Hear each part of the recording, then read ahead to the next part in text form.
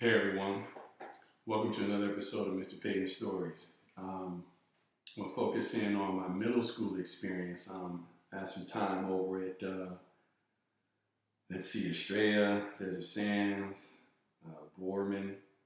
And what's funny to me, what sticks out to me about middle school is tryouts. A lot of kids at that point have played maybe like Parks and Rec or maybe played on the club team, so there's really no tryouts. They've never been cut. And so, man, you can only imagine what it's like to teach at a school or to coach at a school and then put up like the sign that says you made it, you made the team. Or there were years when I tried it where I told everybody right then and there who made the team now. And so the kids are coming up to you telling you how could you cut me? Please give me another chance. And so it's not a fun thing to do. Probably one of my craziest tryouts was at Desert Sands. We had a really, really good team. This one year in particular, we had we had a squad that was so good. I mean, they were composed of mostly 6th and 7th graders, and we were competing against 8th grade, and we were that good. And one of those young men is currently playing in the league. That tells you how good our squad is. Shouts out to Z Takeoff. But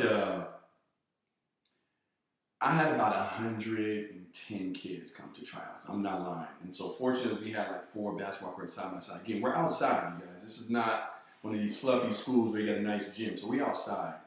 So I said, I had to do this. This sounds really cruel, but I took the biggest dudes I saw. There's some big, gigantic kids out there. I said, okay, here you guys go. You want a chance to try out? You got to run a suicide.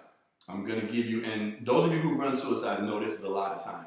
I gave them 50 seconds to run a regular suicide. Man, them dudes came in like a minute and a half and stuff like that. So I cut all those guys. I cut like 30 guys in like a minute.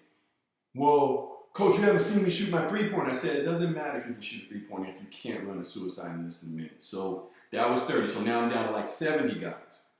So then I put them into, most of you guys know what a 3-man weave is. I put them in 3-man weave. Let me tell you something right now. I was trying not to laugh. At some point, I just started laughing. I said, you guys stop. This is not good. I showed you what the drill is. You guys are running into each other. You're throwing the ball over the place. You guys are shooting over the backboard. So I got to a point where I said, if you drop a pass or miss a layup, you got to go run a lap. Now, the lap was around our softball field at the time. So it's about maybe the equivalent of 2 laps around the track. Kids would hear that and be like, why quit? So there was another 20. So now I'm down to 50. Now I can kind of work with this. But that's kind of what you deal with at middle schools and in public school, man. Is you got everybody coming out. They've never been cut. So they don't know what the standards are. They don't know what the expectations are. But once I got teams put together, man, I really had some great kids. Again, to the kids over at Estrella, the kids that I had over, because Estrella I did mostly track, Desert Sands basketball, at Boardman I did boys and girls. Man, I had some unbelievable girls teams, unbelievable boys teams.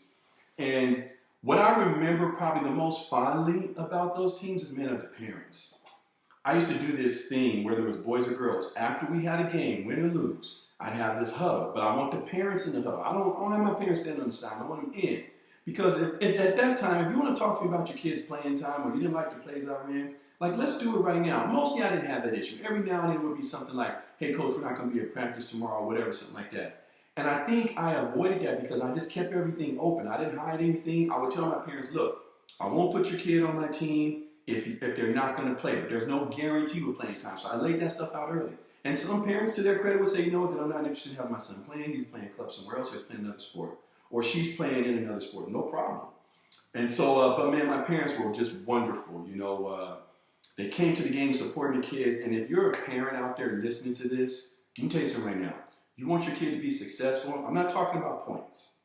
I'm not talking about grades. You want your kid to be successful. Meaning when they become adults, they're successful people. Just show up. I promise you it matters. If you show up in the last 10 minutes, it matters. If you only show up in the first 10 minutes, it matters. Like, show up. Most of the kids who I had struggles with, whether it was athletically, academic, is because of no parent support. So just show up. And I never had that problem. This is in the Cartwright School District, supposedly a tough school district on the west side. Man, please. West side this. My parents was all day long. They was there. They were supportive. They were the best parents I ever had. And I've been to nicer districts. I've been to nicer schools. Ain't nothing like the love I got from my West Side parents. So I appreciate you. And, you know, they made those seasons work for me. So that's the thing I remember the most about coaching in middle school, man, just the parental support. I mean, we would have stands packed, the parents do wonderful things for the kids, and I responded in kind, made sure I communicated with them, and made sure I kept them in the fold. So I know a lot of those kids still stay in contact with me. I still saw them follow me on social media, whatever.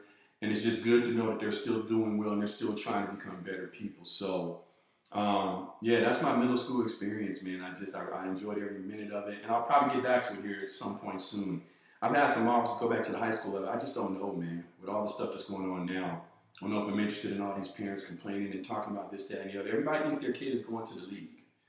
Even if they are, man, conduct yourselves in a way that you're humble. So, because of that, I'm not sure if I'm going to go back to high school. But just another one of Mr. Payton's stories. I wanted to share with you guys. I'm just trying to give you insight to my experience, what's worked, what didn't, because I'm a lifelong learner. And so any feedback I get back and things I learned, not necessarily in the comments, but just like from my former athletes who watch this or former parents who were around me, if they say something different, I'm going to take that to heart, because I actually know those people.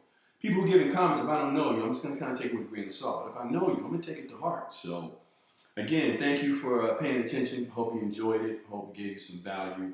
Like and share and subscribe, please. I appreciate it. More content to come. Take care.